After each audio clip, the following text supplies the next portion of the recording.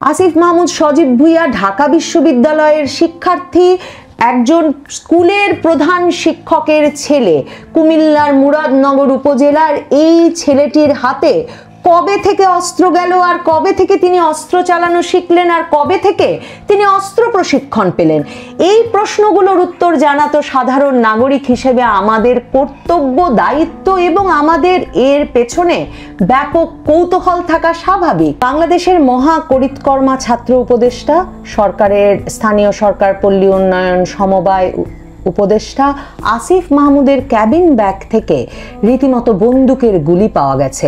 অনেক সংবাদ মাধ্যম খবর দিচ্ছে আসিফ মাহমুদের জন্য নাকি AK-47 এর লাইসেন্স আছে, কাজেই তার সেই লাইসেন্স করা AK-47 এর বন্দুকের গুলি নিয়ে তিনি টার্কিশ এয়ারলাইন্সে উঠে সেই সকাল 7টায়, রোববার দিন সকাল 7টায় মরক্কোর উদ্দেশ্যে রওনা হচ্ছিলেন। আর তার আগে একদম শেষ নিরাপত্তা চেকের সময় তার ক্যাবিন ব্যাগে এই বন্দুকের গুলি বা মারণাস্ত্রের গুলি উদ্ধার করা হয়। আসিফ মাহমুদ বলেন, ভুল করে তিনি এই বন্দুকের গুলি বা গুলির ম্যাগাজিন নিয়ে উঠে পড়েছেন বা উঠে পড়ার চেষ্টা করছিলেন বিমানে। কাজেই ক্যাবিন ব্যাগ থেকে তখন সেই বন্দুকের গুলি সরিয়ে তার ব্যক্তিগত কর্মকর্তার হাতে দেওয়া হয়, আর মন্ত্রী মহোদয় সদর্পে বিমানে উঠে পড়েন। আপনি কি ভাবতে পারেন কিভাবে বন্দুকের গুলি একজন উপদেষ্টার বা একজন মন্ত্রীর বা যে কোনো ব্যক্তির ক্যাবিন ব্যাগে, বিমানবন্দরে যেই ব্যাগটি হ্যান্ডব্যাগ, মানে যেই ব্যাগটি নিয়ে তিনি সর্বশেষ বিমানে উঠবেন, হালকা কিছু খুবই গুরুত্বপূর্ণ জিনিস যেই ব্যাগে থাকবার কথা, সেই ব্যাগে হঠাৎ করে কিভাবে নিজে নিজে হেঁটে হেঁটে বন্দুকের গুলি ঢুকে গেল? প্রশ্ন কি শুধুই সেখানে শেষ? কেন একজন উপদেষ্টার মারণাস্ত্র লাইসেন্স করা থাকবে? বন্দুকের লাইসেন্স কেন প্রয়োজন হলো আসিফ মাহমুদের? তবে বাংলাদেশের স্বাধীন সংবাদ মাধ্যম ভোর 7টায় এই বন্দুকের গুলি নিয়ে হাতে নাতে ধরা পড়ার পর বিমানে উঠে মরক্কোর উদ্দেশ্যে আসিফ মাহমুদ রওনা হয়ে গেলেও খবর করতে করতে, মানে বাংলাদেশের কোনো প্রসিদ্ধ সংবাদ মাধ্যমের সেই খবর প্রকাশ করতে করতে রাত 8:30 পৌনে 9টা বেজে গেছে।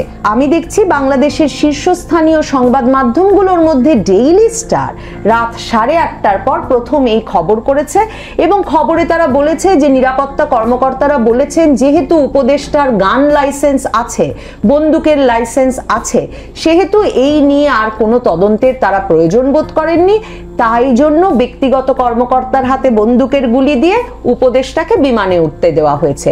আর এখন দেখছি আসিফ মাহমুদ সজীব ভুঁইয়া নিজেও ট্রানজিটে বসে ফেসবুকে স্ট্যাটাস দিয়েছেন যে একটা ছোট্ট ঘটনাকে এত বড় করে দেখার কি আছে? বিপ্লবের পর, অভ্যুত্থানের পর যে ধরনের নিরাপত্তা আশঙ্কার মধ্যে তাদের থাকতে হয়, তাতে এটা নাকি খুবই স্বাভাবিক যে তাদের বন্দুকের লাইসেন্স থাকবে।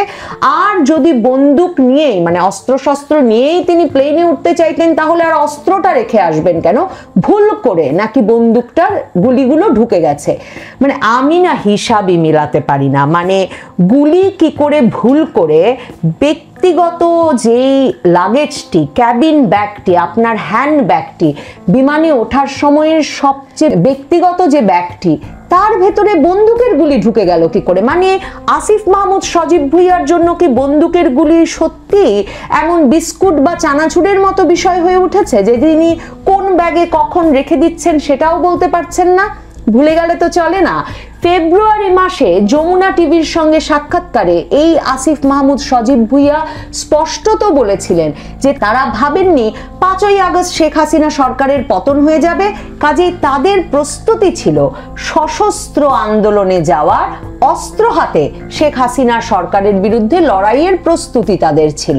এখন প্রশ্ন ওঠে, সরকার যে শুধু হাতে নাতে বন্দুকের গুলি একজনের কাছ থেকে ধরার পরেও তাকে বিমানে উঠতে দিয়ে রীতিমতো সাধারণ নাগরিকদের সঙ্গে ব্যাপক বৈষম্য করে মন্ত্রীর জন্য খুবই খাতির দেখানোর একটা উদাহরণ তৈরি করলো, তাই তো নয়। 1998 সালে জন্মগ্রহণকারী আসিফ মাহমুদ সজীব ভুঁইয়া এখন কি AK-47 অস্ত্রের লাইসেন্স পেতে পারেন?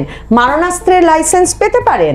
বাংলাদেশে মারণাস্ত্রের লাইসেন্স পাওয়ার যেসব নিয়মাবলী আছে তার মধ্যে অত্যন্ত স্পষ্টভাবে বলা আছে শর্ট ব্যারেল আগ্নেয়াস্ত্রের ক্ষেত্রে আবেদনকারীর বয়স ন্যূনতম 30 বছর আর লং ব্যারেল আগ্নেয়াস্ত্রের ক্ষেত্রে ন্যূনতম 25 বছর হতে হবে এবং 70 বছরের নিচে হতে হবে বয়স।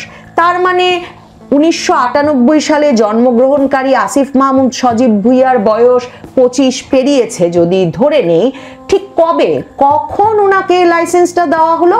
মানে উনি 25 পেরোনোর পরপরই দেওয়া হলো, 26-এ পা রাখার সাথে সাথে দেওয়া হলো, নাকি আগস্টের গণ অভ্যুত্থানের পর থেকেই যখন থেকে তাদের প্রাণের হুমকি হয়েছে বলে আসিফ মাহমুদ সজীব ভুইয়া এখন তার ফেসবুক স্ট্যাটাসে লিখছেন তখনই দেওয়া হলো?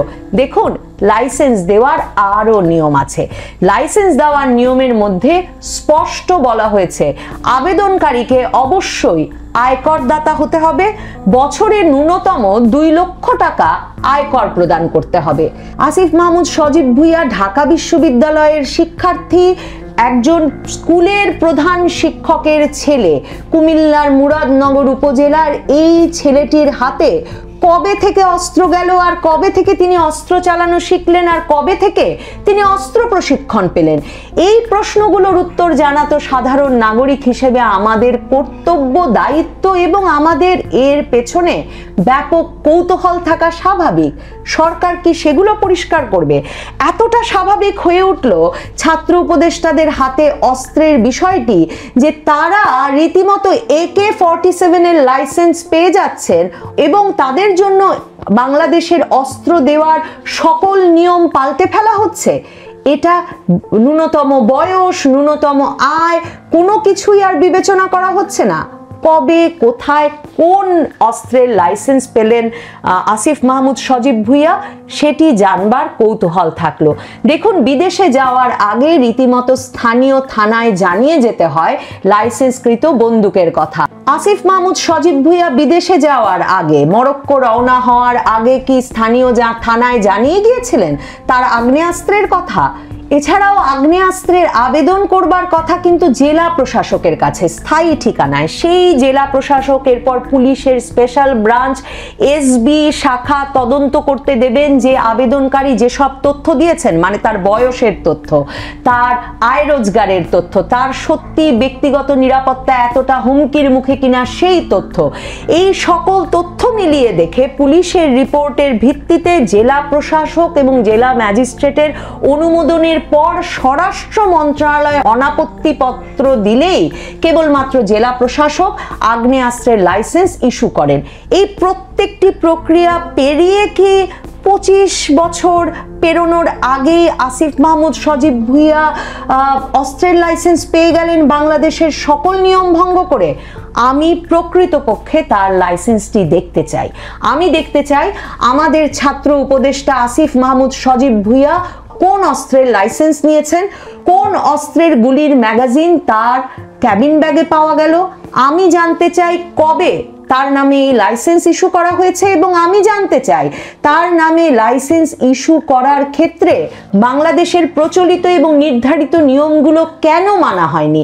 কারণ ভাবার তো কোনো কারণ নাই কুমিল্লার মুরাদনগরের স্কুল শিক্ষকের ছেলে আসিফ মাহমুদ সজীব ভুইয়া ঢাকা বিশ্ববিদ্যালয়ের ভাষা বিজ্ঞানে মাস্টার্স পড়তে পড়তে 2 লক্ষ টাকা আয়কর দিচ্ছিলেন যে তিনি অস্ত্রের জন্য আবেদন করতে পারবেন।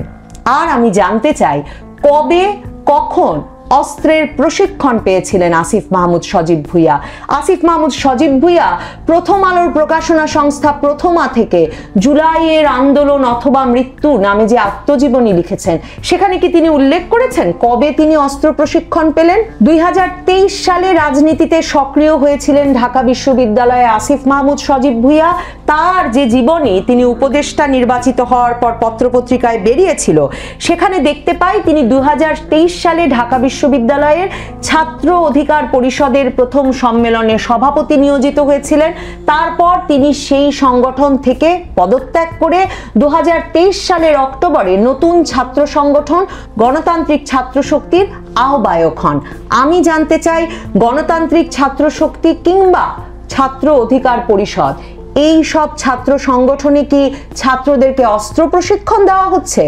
ইউনূস সরকারের উচিত ছাত্র উপদেষ্টা আসিফ মাহমুদ সজীব ভুইয়ার অস্ত্রের পূর্ণ বিবরণ, কবে, কখন, কোথায় তিনি অস্ত্র প্রশিক্ষণ পেলেন তার পূর্ণ বিবরণ জানানো সহ আমাদের কাছে তার লাইসেন্স প্রকাশ করা এবং আমাদেরকে জানানো তিনি ঢাকা বিশ্ববিদ্যালয়ে যে রাজনৈতিক দলগুলোর সঙ্গে যুক্ত ছিলেন, ছাত্র অধিকার পরিষদ কিংবা গণতান্ত্রিক ছাত্র শক্তি, তারা রাজনীতির নামে ছাত্র সংগঠনটিতে ছাত্রদেরকে অস্ত্র প্রশিক্ষণ দেয় কিনা এ বিষয়েও সরকারের তদন্ত করা উচিত। এই সব প্রশ্নের উত্তর দিতে না পারলে এই মহাকরিতকর্মা আসিফ মাহমুদ সজীব ভুঁইয়ার নানা রকম অপরাধ প্রবণতার বিষয়ে সন্দেহ এবং অভিযোগ শুধুই বাড়তে থাকবে। আসিফ মাহমুদ সজীব ভুঁইয়া বলছেন যে অভ্যুত্থানের পর তাদেরকে হত্যার যে চেষ্টা, তাতে নিরাপত্তা বা সিকিউরিটি প্রোটোকল না থাকলে পরিবার এবং নিজের ব্যক্তিগত স্বার্থে অস্ত্র রাখাই নাকি খুব স্বাভাবিক। আমি জানতে চাই ইউনূস সরকারে আর কে কে অস্ত্র রাখছেন।